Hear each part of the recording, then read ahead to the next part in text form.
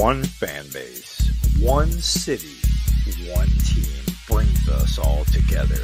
The Cleveland Browns. If you're a Browns fan, this podcast is for you. Welcome to Down with the Browns.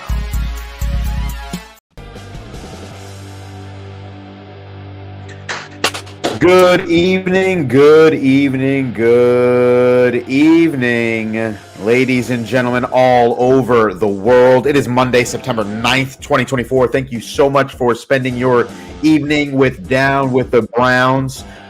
We are here with Christian, KFC, a.k.a. KFC. We got Blake and myself, yours truly, Manny Maxwell. Boys, it has been a fantastically jam-packed news weekend. Crazy day.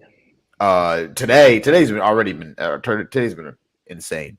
Obviously we got to go over the Browns game, the Browns' horrible loss to the Dallas Cowboys at home, but we also have to talk over some breaking news signing, but we also unfortunately have to talk about a new allegation against our quarterback Deshaun Watson. But before we do all of that, I know it's really rough right now, but how are you boys feeling this evening? Blake, how are you feeling?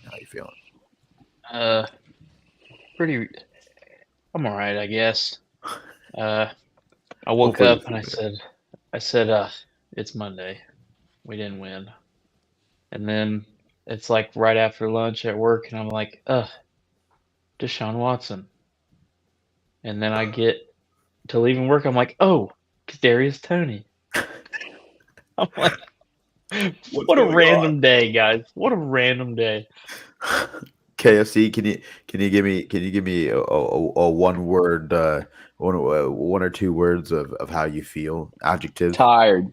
Okay, I like that. I'm tired of it.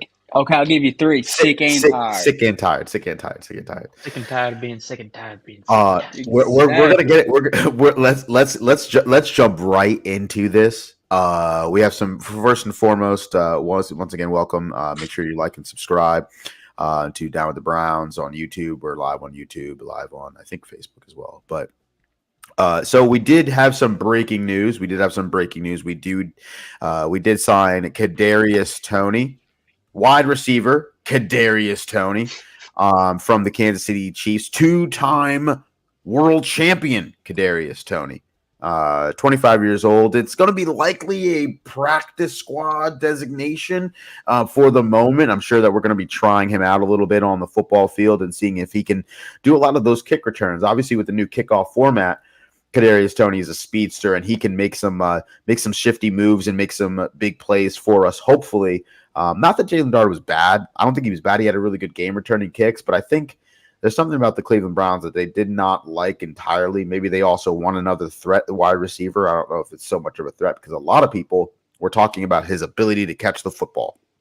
And we all know that he was dropping the football a lot. So he was a former first-round pick, and so what I want to do at KFC, I want to start with you first. Like, what are some of the when you saw this, it was just breaking news as of maybe 2 hours ago, an hour ago. Like, what's the first thing that jumped out to you? Why not? Let's just bring all the personalities in. Let's just bring all the crazy people around the league, and let's just put them on this roster. Because why not? Man? After yesterday, and after some other news today, why not? Let's just bring Antonio Brown back, too. Just bring them all in. That's honestly, we're on a roll. We're on a roll right now. I mean, we really are. I mean, we're gonna vent about that too, but we're on a roll. Blake, how do you feel about this acquisition? The first thing, I'm like, man, he's pretty athletic, but he can't catch the damn ball. It's like, I mean, he's had potential for 3 years now. I mean, he's just one of those guys. He's so freakish athletic. Like, he could all of a sudden be good. So why not take our chances? We've taken our chances with everybody else in the league. So screw it. 100%. And we really might as well. I think that this is like I don't know. I'm not sure exactly what we're trying to get out of this, besides potentially a guy who can return kicks for us. But again, it's just like a fancy name that was out there, and you get to bring him into your practice squad. You get the chance to see what he's all about. Again, though, it's does it fix anything that we saw on Sunday at 425? Not really. No. You know what I mean? I don't know what this is supposed to address. I don't even know what signing you can make outside of signing. I can't even say signing another quarterback. Like, it doesn't even. It was so bad top to bottom, and we're definitely going to unpack that. But it's just, I don't know. Looking at this, how it's going to change or alter anything. I think it's just one of those things where we're like, hey, why not bring Kadarius? Why not? Like KFC was saying, why not? Well, there's no other reason as to it. But so does this mean, like, what happens to Jalen Darden now if he's going to start returning kicks and punts?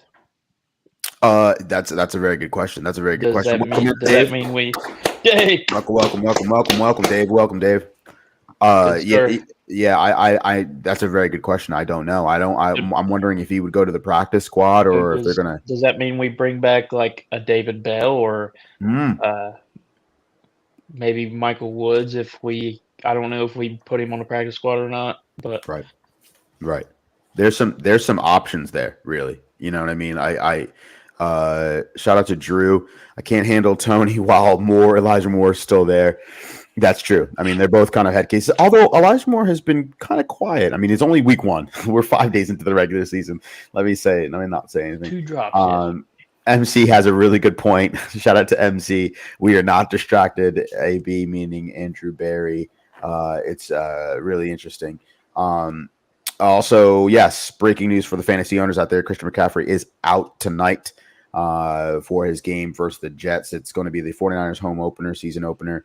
Versus the Jets. So we're going to make sure that we try to cruise along here so that you guys can go watch Monday Night Football, Manning cast particularly. But Dave, I just wanted to get to a quick before we move on to Deshaun Watson and those cases that just the case that just broke today. Dave, what's your opinion about this signing here? About the signing or about the news that just came out? Oh, the signing first, yeah. I mean, whatever. I mean, whoever you want to get, whatever. It doesn't matter. If Watson is the quarterback of the team, which hopefully the news that broke gives us a lifeline somewhere in that contract. I would have to believe there's some verbiage that could get us out of it, because the more I watch of this game and the film and the plays, I mean, I'm even more disgusted than I was seeing it with my own eyes in person yesterday. He was there, guys. Oh yeah, 100%. As a matter of fact, let's go right into this, because I mean, there's just so much. There's so much surrounding this. As a Browns fan, as a person, as a as a person of the community, really, I think that let's just read this report from Pro Football Talk, who actually broke the story. So Deshaun Watson has been hit with a new lawsuit. Another woman in Texas has come forward with claims that the Cleveland Browns star sexually assaulted her 4 years ago. Jane Doe is what they're referring to her as of now, filed a suit in Harris County on Monday morning, alleging that during a 2020 date with the now 28-year-old quarterback, he sexually assaulted her. So if you do happen to read it, I do want to do a PSA that it is very graphic. And so it is disturbing. The contents are very disturbing. Yep. But if we all, I think, took a look at it and read it through, if the KFC, you could start. I mean, what if this is real? I mean, he's prison. I mean, yeah, if it's legit, I mean, there's been like what 20? This is like 26, 27, 20s. I don't know. I lost count. And if this one has proof, I mean, you've got to reopen all the other ones. You've got to dig a little deeper on those, and then I don't know, man. Keep in mind, it says sue. It says suing Deshaun Watson. It doesn't say criminal. It says civil, which is suing for money. So I mean, it's still just. I'm so out Well, weren't on the Deshaun rest Watson of right them now. civil? The other ones are civil too. Yeah, the other Right, ones they are weren't civil. criminal. But like, it's just, I don't know, man. It's like it never ends. It's just like it just circles around.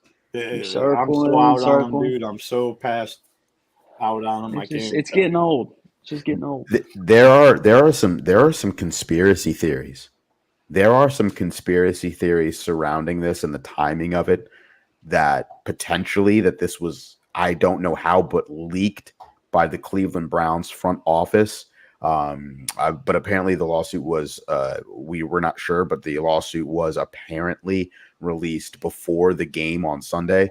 Or the civil suit was filed before the game on Sunday, so we're not sure. But at the same time, I mean, who knows? You know, he wasn't practicing in preseason. Maybe the front office knew the writing was on the wall. I don't know, but there is potential there, because the only way out of Deshaun Watson's contract, like Dave alluded to, is by a suspension. Now you can add one more suspension, can do that. So it's weird. It's interesting. It's interesting timing, a very big coincidence, but it wouldn't be. Is it wrong to think that it's a possibility of the front office? I don't think it's wrong to assume that. Dave, what do you think about all this? I think if that is the case, Manny, and I don't know what the exact wording is. Is it indeed suspension? Is a board of contract? Yeah, it has to be a suspension. Well, here's what I would think the NFL would do. The NFL is going to find a way to screw us on that, and they legitimately will not suspend him to make us eat every bit of that $140 million he's still owed. Honestly, I don't know. They might do it just so he gets put out of the league, because if they suspend him, the Browns are gonna not. They're not going to keep paying him money. They're going to get rid of him. Dude, the Browns should he would be out of the run league to the computer to waive him as soon as he's eligible to be waived and breach a contract. It's true. It's true that it is possible that a suspension, if one is imposed, could give the Browns a path forward to avoiding his remaining salary guarantees and ending the relationship, which I do agree. The NFL would love nothing more. Than to have Deshaun Watson finally leave. I mean, you wanted to give them all the guaranteed money. You wanted to break precedent. Here you go. You're going to eat them. Absolutely. For 2 more years. And Blake, do you have a path forward? Do you have a path forward from while you're looking that up? If I do have a comment here from Sports Talk. Sports Talk comment right here says, does the restructuring of Watson's contract allow an easier way to release him? Trade possibly not negotiating. All the restructure does is make his year right now as minimum as possible, and they just add it to the next year. Yeah. So the next 2 years is what, $72 million each year. Each. Yep. Yeah. 2 years. Maybe it did push them. Maybe them restructuring, they knew they would be able to backload some of that cash, and maybe they knew that all this stuff was coming down the pipe, and they might have an opportunity to get off on an exit ramp with Deshaun Watson, and they were able to save themselves $15 to $20 million by restructuring. I don't know. I would have to know that they would see this coming a long time ago. You know what I mean? At least weeks ago, I would think. They would have had to know something about this. And I think what the most frustrating part for me is that I've as a Cleveland Browns fan, it's always something. It is always something. I feel like I'm a doctor that's known for malpractice. I have no patience. I have no patience left. Every single season we go through something like this, where our quarterback play is inefficient, or if we do have a quarterback that the fans love, he's not playing very well, or, and now that like I said, this pre-show, it feels like, we have an ex out there and Baker Mayfield, who, for whatever reason, the relationship went south, and now we're just jealous of what they're doing. They're on and got married. Baker Mayfield, 3 teams later, got his big payday and everything, and his beautiful wife is over there and they're pregnant and everything. So it's like we're just jealous of them from afar. He wasn't going to work here. He was not going to work on the Cleveland Browns. Let Baker Mayfield go. Joe Flacco, another one. He had a great regular season off the couch. I get it, but when it mattered most, and we can finally think we can trust the quarterback in Cleveland, finally, maybe 4 interceptions in a playoff game, 2 return for a touchdown. It's cyclic, and I'm sick and tired of this as a Browns fan because it's just once you get a little bit of hope somewhere, it's snatched out of you. And so when we're going about this, NMC's telling me to stop. I don't know. I stop about what? I'm trying to tell you guys the reality of the situation. I'm not defending Deshaun. I'm not defending. I'm just saying it's frustrating. I know that it's week 1. It's 5 days into the season, but it feels like it's been like 4 weeks into the season already, just today. And so I don't know. I think we're gonna have to do something. KA says release this guy. Censored. Commented on YouTube and said release this guy. But Blake, what do you think about this whole situation? Should we just release him? Should we just let him go? And Denver did Russell Wilson, and they're still paying him. Yeah. Paid $30 million to have Russell Wilson leave. Do we just? I said Jacoby. I meant Jameis. But do we start Jameis and just move on? For me, with the whole Deshaun Watson thing, like at first, I was uncomfortable a little bit, but as being a fan of the Browns, like I'm just gonna go ahead and support their decisions. I always just support their decisions because apparently they know more than me, anyways. But I've defended him for long enough, and now I'm just tired of it. Mm-hmm. I'm tired of all the situations. This is just more smoke. There's more excuses. Like I feel bad for the guy, but then again, I don't at the same time. Because that's not supporting their decisions, Blake. Their decisions are they're keeping him on the roster right now. Yeah, I know. That's why I'm saying I'm done now. You're done with Watson? Because before I was like, okay, we got this guy. He was one of the best players in football in 2020. He's going to do this and everything else. Like, go Browns, baby. And now I'm like, oh, I got we you. are stupid. Now you're like, yeah, I'm in. I'm okay now. And so what's going to make this even worse is the fact that, well, for us in this situation right now, is that we have to now go into going over the game. And honestly, but let's get into it, man. Honestly, the Cleveland Browns hosted the Dallas Cowboys. Let's do it. Let's see what we got. The Cleveland Browns hosted the Dallas Cowboys. Dallas Cowboys defeated us, unfortunately, 33-17. And just prior to the game, Dak Prescott agreed to a 4-year, $240 million contract. So he was very efficient in this game. 19 for 32, 179. And they kind of pumped the brakes in the second half. They kind of let up on, kind of parked the bus, if you will. And they didn't really go too hard. They kind of knew the game was in reach, especially after that Turpin punt return for a touchdown. But on the bright spot, one of those few bright spots, obviously Jalen Darden was really good at returning kicks.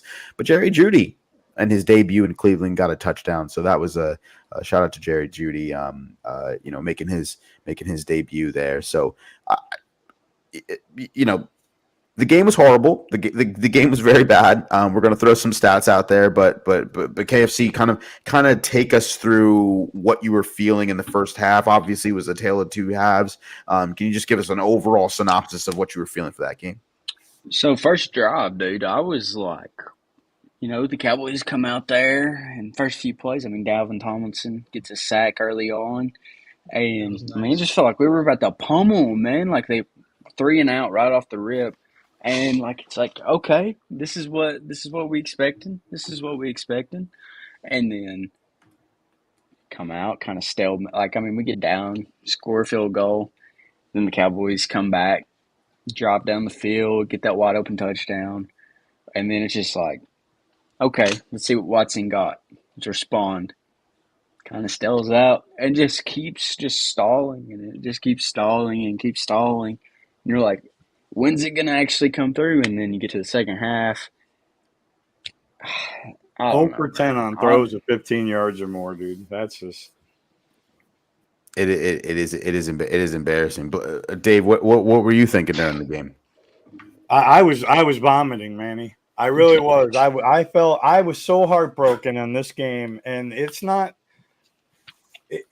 just that we lost to Dallas, and I get it. This is a non-conference opponent. I understand in the grand scheme of things that we could still be 3-1 after the first 4 games this year. With the next 3 games, if we get something figured out. But I was so heartbroken.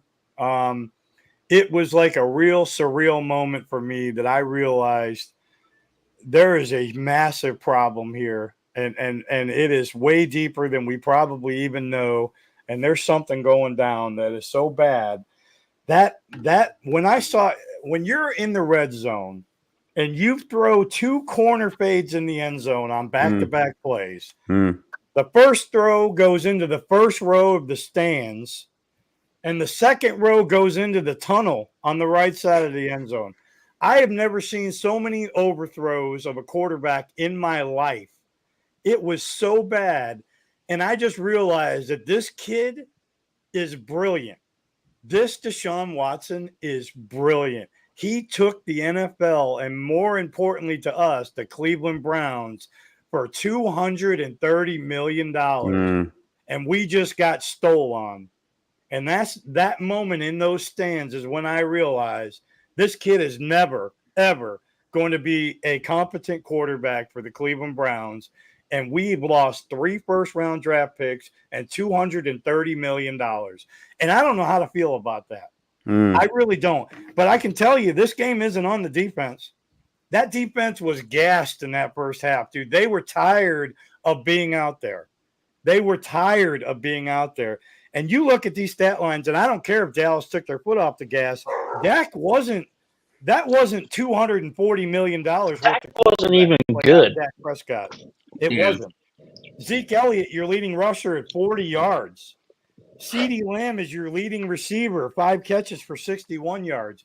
That defense is not the problem. It was the other 2 phases. I told Blake earlier we got crushed in all 3 phases. I don't really believe we did. I think the defense was just tired of being out there, and they're done. They're done. Yep. When you saw Joel Bitonio knock Deshaun Watson's hand away from him when he was trying to help him out, I know Joe Thomas says that's not a big deal. I'm telling you right now, that's a big deal. Joe Bitonio is done with Deshaun Watson, and so is everybody else, including me. Wow.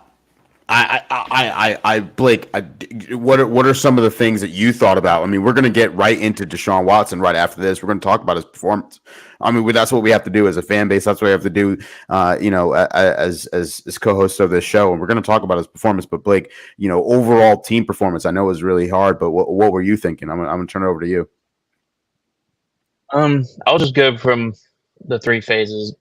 Like Dave said, the defense. Yeah, the scoreboard says 33 points, but if you go to the true defensive possessions, they only gave up 17 points. Right.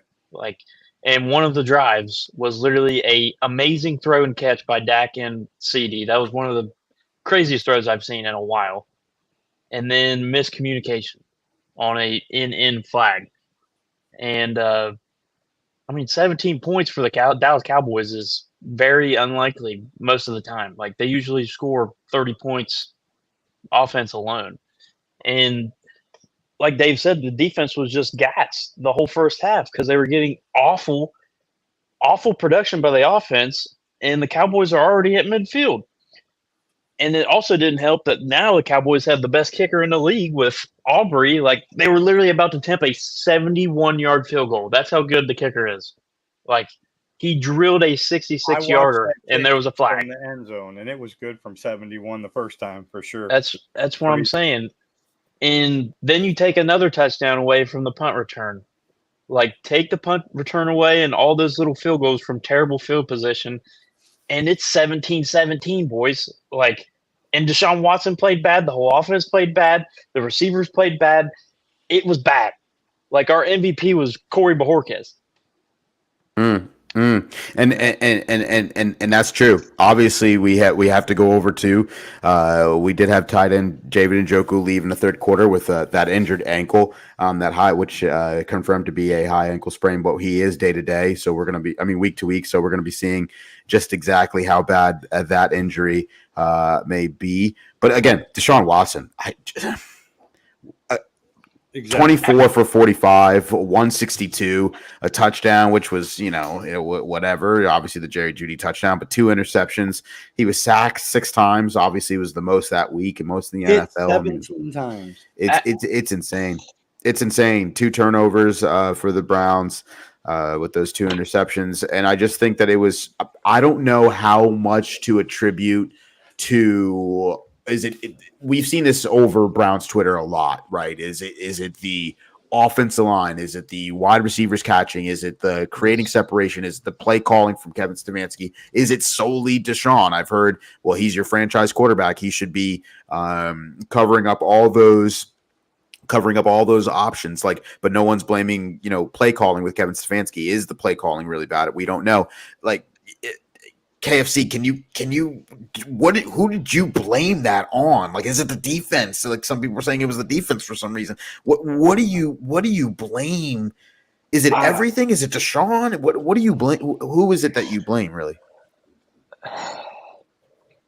It's a mixture. I think it's between the offensive line and Deshaun. I think the offensive line wasn't blocking well, and I think early on they were getting pressure on Deshaun, and then Deshaun was just making bad, reactions. He was holding the ball too long. He was getting scared feet. He would move in the pocket. He wouldn't step up enough, and it was just all of this was just transpiring. And Watson's father just passed away here recently, so that's not. He's probably not all, mentally clear right now. Yeah, I'm teammate on Saturday. So his mind's probably not all focused on the game like it should be, because of those. That's those things that's got to mess with you. So he's probably not all there mentally, just clearly. And then the offensive line just wasn't blocking, and it just was not a good day. It just wasn't or not. Yep.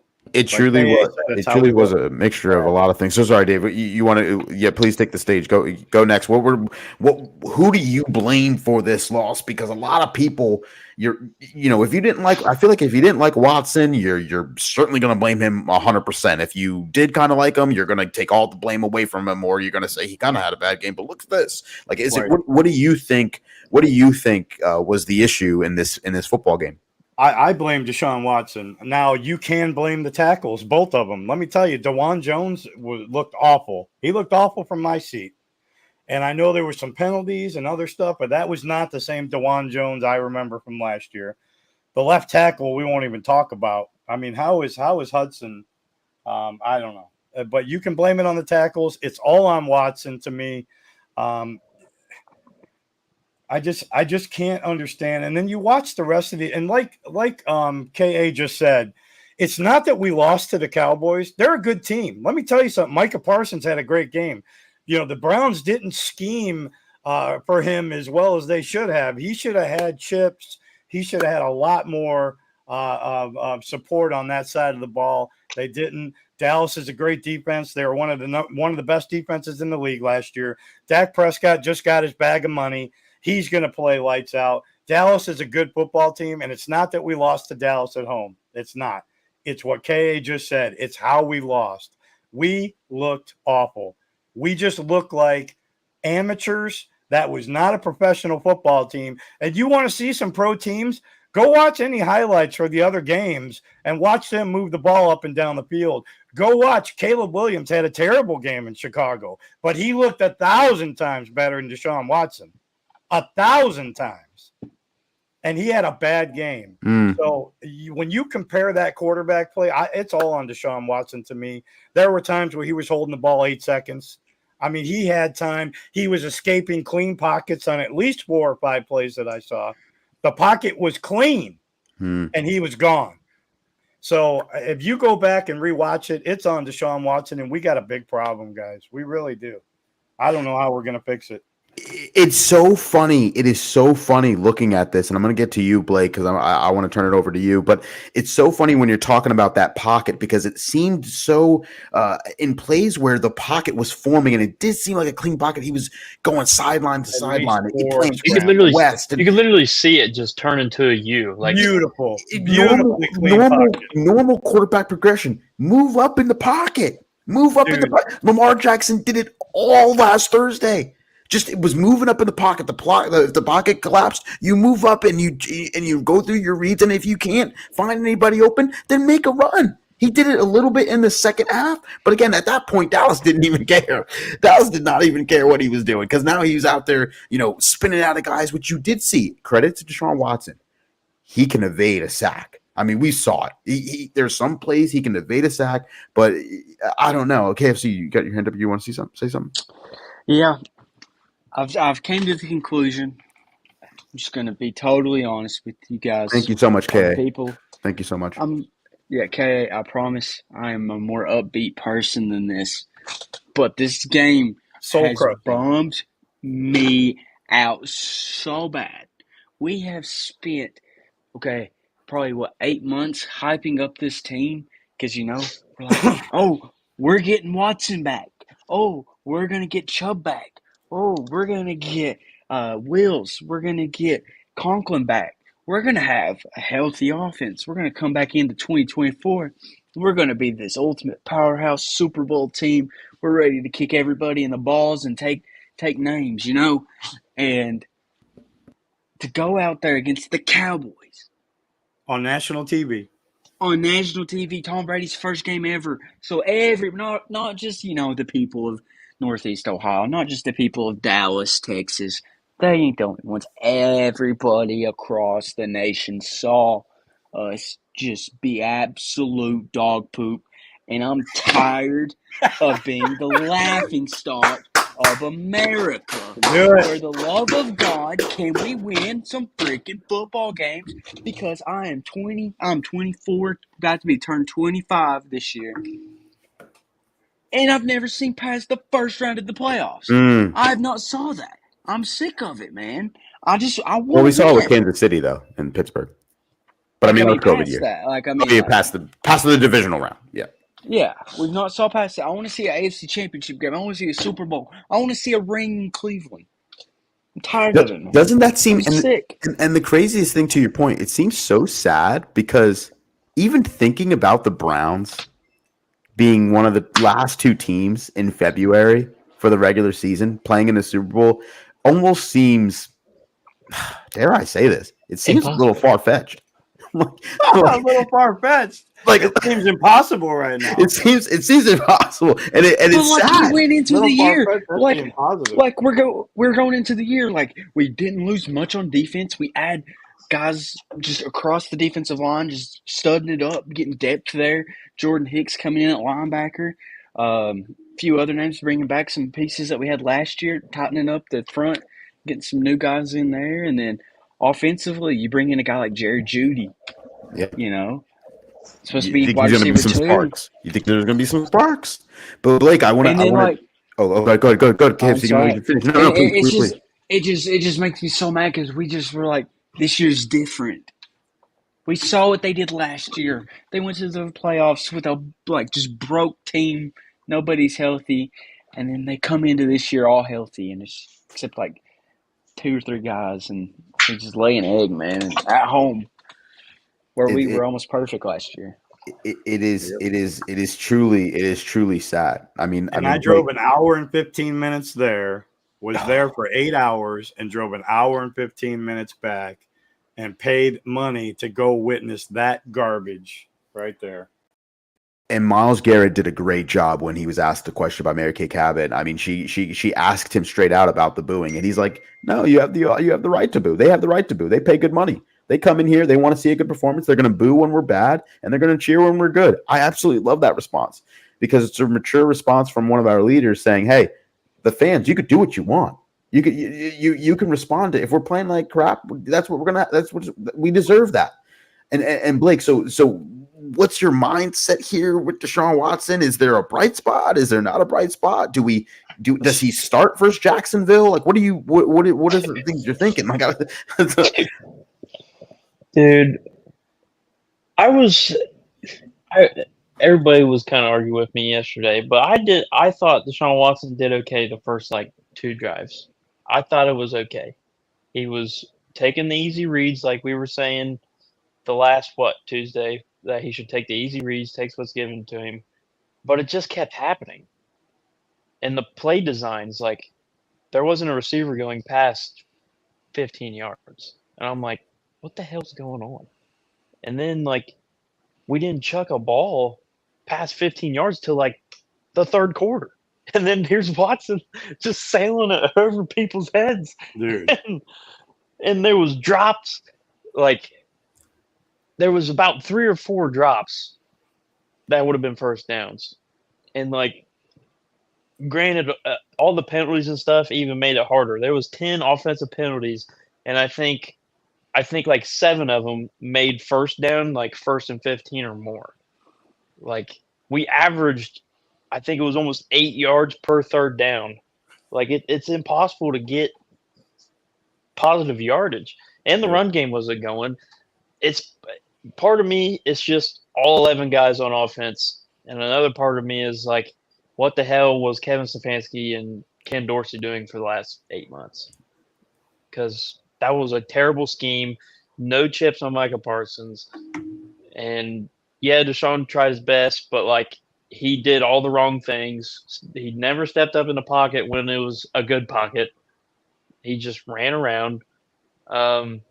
I think I saw another thing where he was holding the ball for an average of 4.7 seconds. And by the way, that is a long time. Like a long time. Like Myles Garrett last year got a sack in under 2 seconds almost. And it's just frustrating, man. And how we should do this for week 2, like right now, I don't even want to play Deshaun after today. After today with the lawsuit and everything, this is just this is more smoke in the air, and we can't see a damn thing. Like, we don't know what to do. I don't know what to do. I don't know. I don't know how Andrew Berry or Jimmy Haslam think about this. I mean, like, I don't personally. Me, I'm done. I just want him out of here. Let's just start Winston, because like Winston is literally the total opposite. He's loved by everybody in the NFL. Everybody in the NFL fan base loves Jameis Winston. Like, just change the vibes, get Watson out, and just roll from there. Except the coach of the Saints. Literally take the Watson part that you've seen and throw it in the trash. I think it's going to be hard to, obviously with the contract. I mean, people have said that it's hard to move on from the contract, but that's why those conspiracy theories. The window is here. You know what I mean? Hold some weight. I mean, was this given to, was this given to the Browns as as a potential kind of out? We don't know, but Gage had a really good question. He's like, do you think if Chubb was starting, would the outcome be better or the same? Honestly, to be honest with you, same. I think I speak for everyone when I say the same. I mean, the offensive line was horrible. It would have improved the running back. Don't let Gage Tanner troll you, dude. Gage Tanner is a Cowboys fan. And he's sitting over there smiling ear to ear. Right, Gage. That's Zachary Curate's friend, Gage. That's right. That's right. I'm here. Listen, Gage, better not be trolling us, Gage. I'm telling you right now. Gage also asked a good question. It is a good question. It is a good question. He's asking. I was just kidding. Then he said, "What changes if DTR or Jameis was there?" And Gage said he's not. If honestly, if DTR or Jameis was in there, I think we would have felt less. It would have felt a little bit. The playbook would have opened up. That's for damn sure. It would have felt less sporadic and scattered and confused. There was a lot of 3 and outs, like where was the ball going and all this other stuff. But also you have to attribute that a little bit and give the Cowboys defense your defense credit, because DeJuan Jones, 2 early false start penalties against, he was going against Michael Parsons, and I don't know if he was just a little bit nervous, or he's in a primetime game. Obviously he handled his own. They gave him no help, guys. No help. Legit no help. No help. He had no help with Micah Parsons, and that's rough. I saw a chip maybe twice, and he got a sack on that chip. Yeah, you have to do more. They neutralized Myles Garrett very well. Obviously, Myles Garrett was gassed and things like that. And they had 2 rookie linemen. Yeah, 100%. And so we're KA says we love our Browns. Appreciate you guys keeping it 100. 52. Imagine how I feel. Honestly, you've seen a lot of football, so. But let's move slowly to the defensive side of the ball. Myles Garrett did come up big with a nice sack, 2 tackles for loss. But obviously the defense didn't have too much to do with how the game turned out. They did what they needed to do in the second half, but again, is that because the Cowboys kind of let up a little bit? Also, another note from Gage, Kalen Carson played really well. Kalen Carson wasn't very good. He was very good. He did have a penalty, a holding penalty at the end of the game there, but it didn't really matter because whatever, he's a rookie, so we can kind of overlook that, but there's some talent there to be had. But again, defensively, has the NFL figured out our defense, or were we just gassed in the second half? We were totally gassed. Dave touched on this before. He said gas. What do you think, KFC? Yeah, they were gassed, man. After consecutive 3 and outs, you're not giving the defense any time to sit down, get up like a breath. And it was like we were out there 15, 20 seconds, it felt like, for offense. And then we would go straight back. Exactly. And so, yeah, Myles Garrett had a sack of 2. He was outside on his forced fumble. Yeah, dude. I don't know, man. Just like the defense, I'm not putting much blame on them. There was a few plays. You're like, 2 plays, pretty much. Yeah, there was a couple. But, you can't really put the game on them. They were doing their best. Because, they'd get a stop, and then the offense would just go right back out there and 3 and out. And so the defense is right back out there on the field. It's just, I don't know, man. The Myles hat. Ain't nobody hating on Myles. He's probably talking to me. He's probably talking to me. You know why? You want to know why, Zach? I know he's definitely talking to me, and I'll do the solo so I can look right into the camera. I'm sick and tired. I've watched a full game with the Pittsburgh Steelers against the Atlanta Falcons. Now, look, I know that they were playing the Atlanta Falcons and Kirk Cousins. I get it. I understand, Zach. But when I'm talking to the people about who love Myles Garrett and all this other stuff and say Myles Garrett's 10 times better than TJ Watt, or way better than TJ Watt, TJ Watt was in there. He was in Kirk Cousins' face the whole entire time. He wrecked that game and won it for him. He wrecked the game and won it for him. And you want to know why I say that he was wrecking the game and really helped out his team way more than Myles Garrett helped out ours when it comes specifically to that? They had 6 field goals. 6. What that tells me is you're not moving the ball on offense, but your defense is doing well enough when the ball is turned over, because they had 2 turnovers. When they're getting those turnovers and they're making those sacks for losses and they're making them punt deep into their own territory, man, oh man, is it really easy for their offense to move the ball. So you have a couple of big plays with George Pickens. It's just, it's just really frustrating when I'm talking about this kind of stuff. I get it, Zach. TJ Watt did have 1 sack and 2 tackles for loss, but he also had a lot of strip fumbles that were called back. Fumble recoveries. Yeah. His fumble recoveries. Now they were called back. Yeah. He got a strip sack. But it was called back. But it's just the way he commanded it. And I'm not saying TJ Watt is miles better than Myles, no pun intended, right? I'm just saying that there are stark differences. And also, to the credits of the Pittsburgh Steelers, they had more time for rest because the Pittsburgh offense wasn't 3 and out in the whole time like we were. So, I think that's a very good point. And also, there was a lot of interceptions from Kirk that he did throw away. That's a very good point. Two? What were we going to say, Dave? Was not me. Oh, okay. But No, I was just I don't guessing know. how many interceptions he Yeah. had. I thought he had I don't know. I don't know where KFC went, but only allowed two offensive touchdowns. Yeah, only KFC. Kirk threw 2 picks. So again, the Browns defense only allowed 2 touchdowns for Dallas, but there was 4 field goals and a punt return, obviously from Kevonta Turpin. That was huge. That was a momentum shifter when he ran that back. Brutal. I was like, you've got to be kidding me. And when the announcer, it was like I think it was Kevin Burkhardt when he was like, "Oh, all he needs is one more block." I was like, "Come on." Dude, can we talk about Tom Brady real quick? Yeah, I sure. don't like him.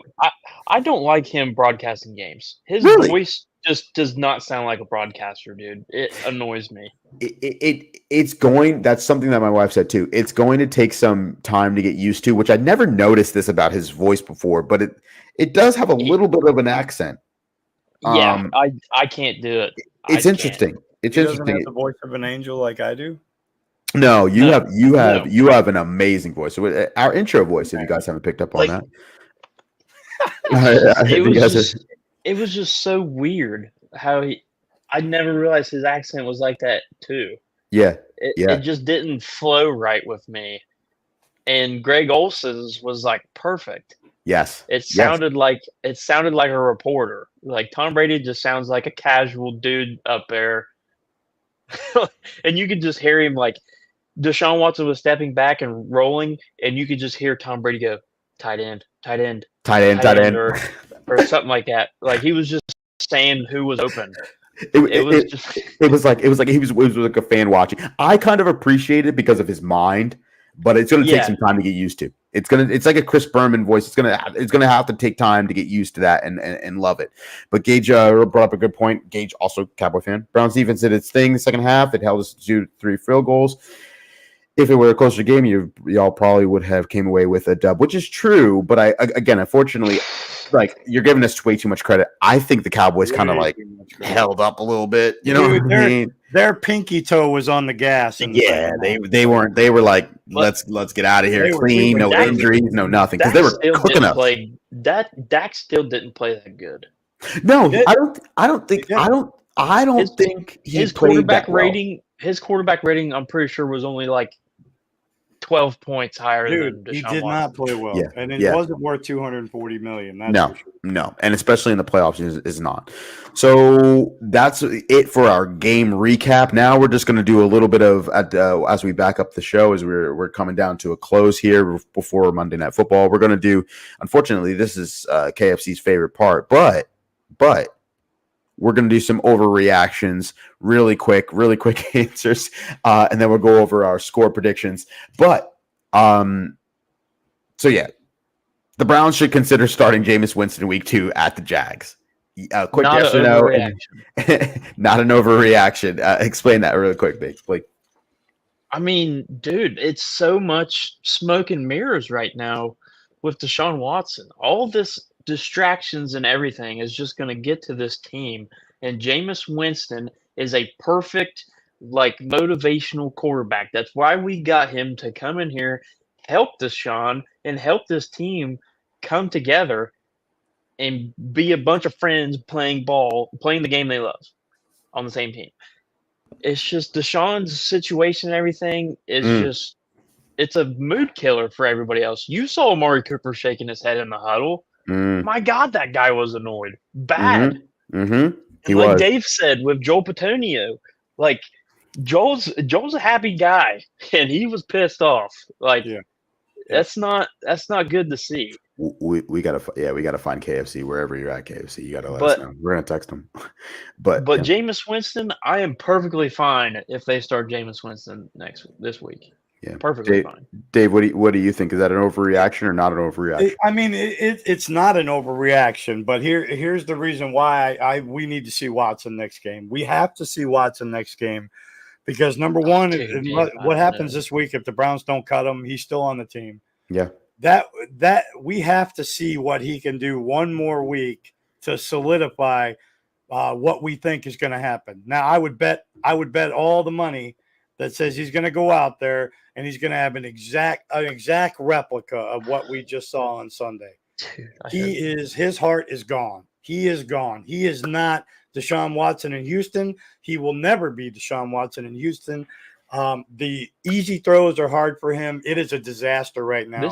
But I think we got to see him in Jacksonville. You give him a short leash, and if he struggles by halftime and we're down in that game and he's struggling, boom, you pull the string, boom. He goes to the bench, and he never ever sees the field for the Cleveland Browns ever again if that happens. But that's what I would do. You have to start him just to get that final nail in the coffin, and then we could all move on with Jameis or whoever we want and be rid of it. This situation right now feels. I was listening to Quincy Carrier on YouTube. This sounds like a Cam Newton, Carson Wentz situation, like based on their play. Like they were just studs, like, and then they get hurt, and then everybody's hyping them up again, like, yes, they're coming back off injury, and then they're just never the same. They're just a pass. They're just looking at the pass of themselves. It's just literally the only difference between Cam Newton, Carson Wentz, and Deshaun is that the other two went to a Super Bowl and all the trouble. It's starting to go to that trend where he's going to play just like how they did after they got hurt. I think that and real quick, I think that it is an overreaction. You got to see Deshaun Watson one more week. I mean, what are you talking about? If the NFL, exactly why you can't start. And the thing is, we still have 6 days to this game. Like there could be so much more stuff, but like I think it's a pretty okay decision if they do. Yep. Yeah, Gage is a big scoring day for the 49ers. Now, Gage, are those 21 points? Are those all Rodgers touchdowns? Yeah, how many touchdowns are Rodgers throwing? But I'm gonna skip the second overreaction. Browns won't win until Nick Chubb comes back. I think that they will win a game. I think they're gonna win the game this weekend. I think we're all thinking that's an overreaction. But I do want to hit this one point. This is really interesting. That the Browns should trade pieces to trade up in the draft in 2025 to draft quarterback Quinn Ewers out of Texas. Do you believe that is something that the Browns should do right now? I mean, they have a couple of guys under contract. I don't know who you would do, but you might not even need to trade up, to be honest with you. It sounds so crazy, but you might have a number 10, number 11 pick. But is that an overreaction that the Browns should trade pieces to get Quinn Ewers? We'll go with Dave first. I don't think it's an overreaction if it plays out just like I think it's going to play out this week in Jacksonville. Yes, I understand what MC's saying. That is why we can't start Deshaun Watson is because he's done with them. Guess what, MC? I am too. We have to give him this leash. He has to have enough slack to hang himself for good, to put the final nail in the coffin for his playing career, hopefully, with us at least.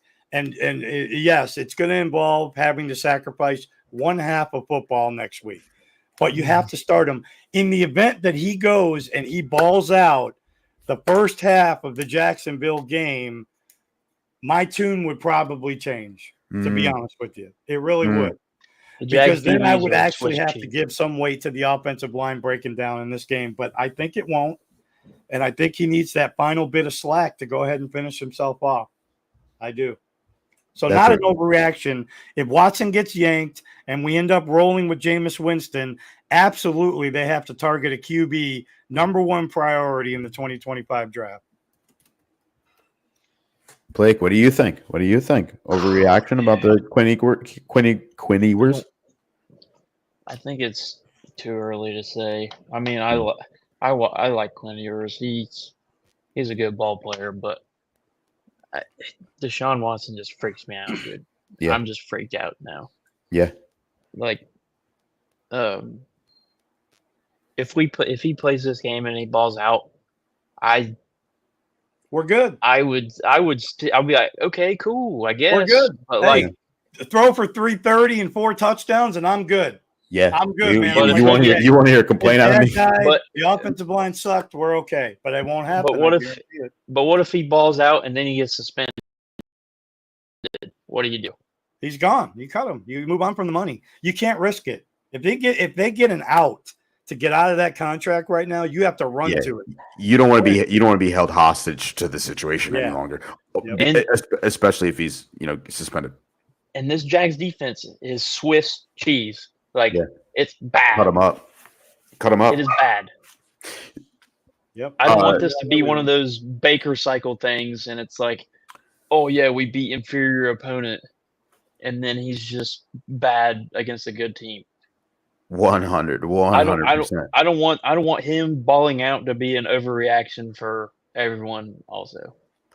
So speaking of the Jacksonville Jaguars, we do have a game this week. The Cleveland Browns are going to be playing in Jacksonville versus Trevor Lawrence. Last week, Trevor Lawrence and the Jacksonville Jaguars lost to the Miami Dolphins in a really close game. In a game-winning field goal, Trevor Lawrence was 12 for 21, 162, and a touchdown. But unfortunately, Trevor Lawrence was sacked twice to set up that Miami game-winning drive for the field goal.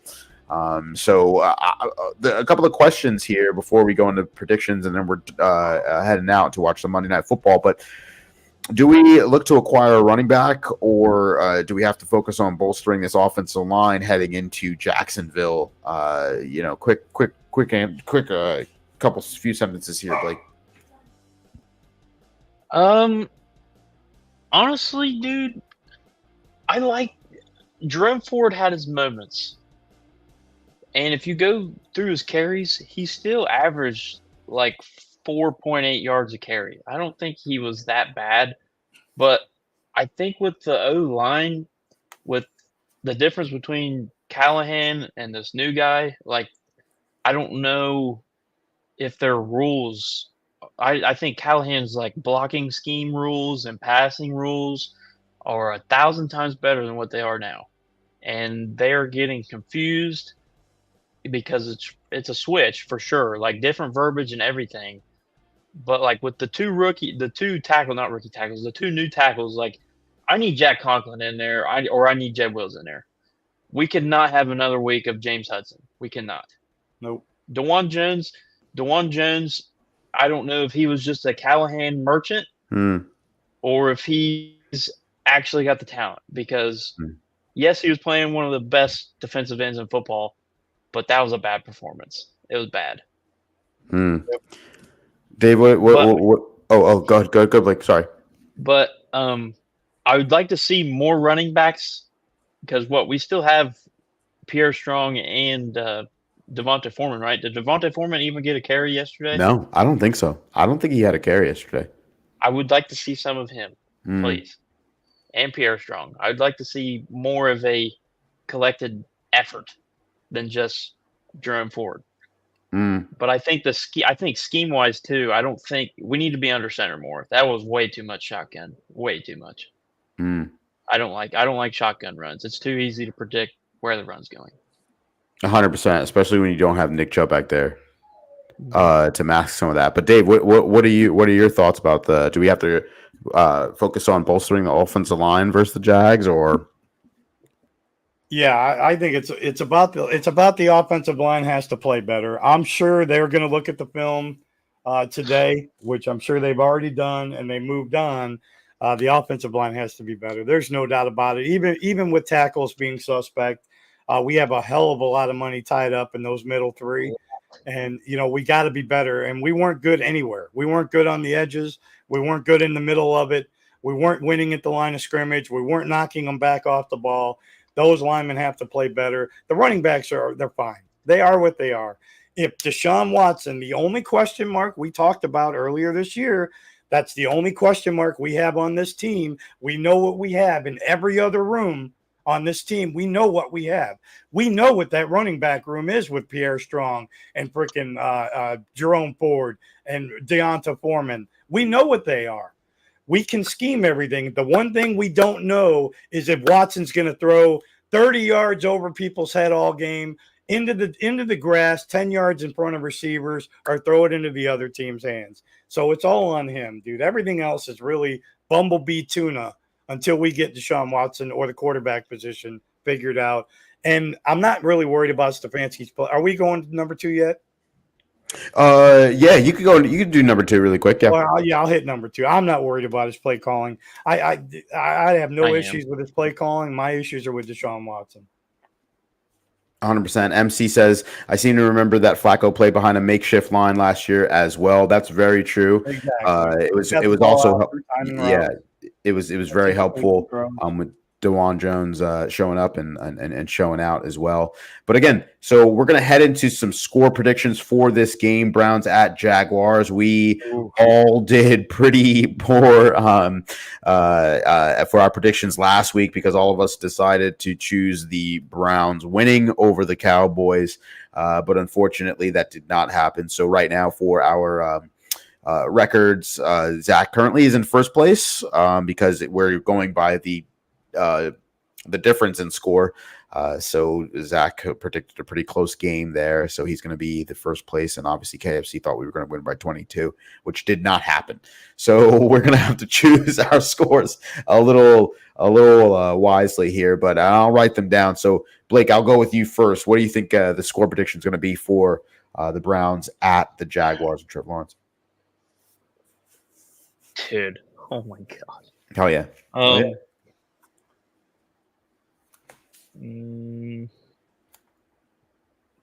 27 to 13 Browns. 27-13 Browns. All right, 27-13 Browns win. Dave, what do you got for me? Is Deshaun Watson the starter of this team today? Yes. Let's assume yes. And is there more than likely a chance he's going to be the starting quarterback Sunday? Yes. 21-13 Jaguars.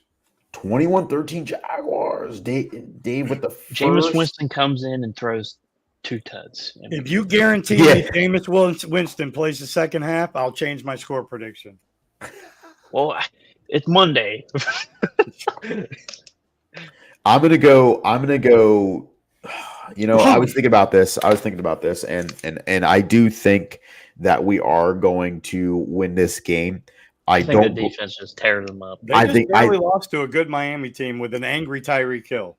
That is very true. Tyreek Hill was arrested pregame, so he was mad, dude. He was so mad.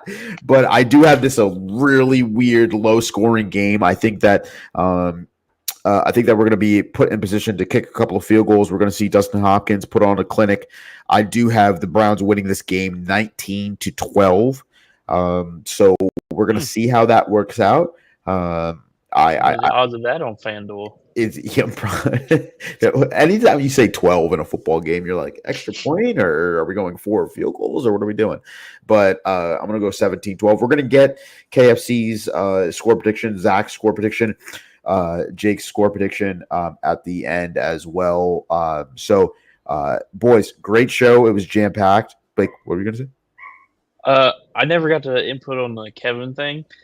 Oh, go ahead. Yeah, play calling. Yes, Kevin. Yeah. I'm not liking it right now. I think he's trying too hard to make it for Watson. I think it's too mixed together. Like just be Kevin, and if Ken Dorsey likes something he sees, then he should say something, and then we can do it. Yes. I think it should just be Kevin's ideal thing. I miss the play action. I miss the under center. I'm tired of the stick routes, though. I'm tired of that crap. I hate that. Every first play of the game is a 5-yard stick route that gets overthrown or something. I hate it, but I love the play action. I'm tired of this shotgun RPO stuff. There was so many illegal men downfield. There was illegal formations, illegal shifts. Like, just stick to Kevin right now, and then casually put it in there. I like that. I like that a lot. So again, we got our score predictions. We just got Zach's score prediction. You have to get the input of Ken Dorsey. I don't know how much Ken Dorsey is giving his input, but again, I have no idea either. But it's definitely not a Kevin Stefanski offense. This is something brand new to him, and it's honestly Deshaun Watson's fault because Deshaun Watson needs to be able to run any offense there is. Period. Yeah. But Kevin also has to put the best plays out there for Deshaun Watson. Like, it's a hand-in-hand thing. 100%. And nobody's on the right page. Nobody's on the same page right now. And No. that's what's frustrating to me. Hopefully we get it there by Sunday. We heard some crazy stuff and predictions and conspiracy theories and all that other stuff. But, MC with a nice 31-14 win if Winston starts. I hope that's the case. If that's a big win like that, I think that Winston's definitely going to be our guy moving forward. But, guys, great show. Great job, Manny. Great job, guys. We're going to see KFC. And hopefully, hopefully we can get a win. Hopefully we can get a win on Sunday versus the Jacksonville Jaguars. Hey, everybody watching, thanks for all the input and stuff. Yes, thank you for the comments. Thank you for the subscriptions. You guys are awesome. Thank you guys so much. And as always, go Browns. Go Browns. Go Brownies, baby. Birds up!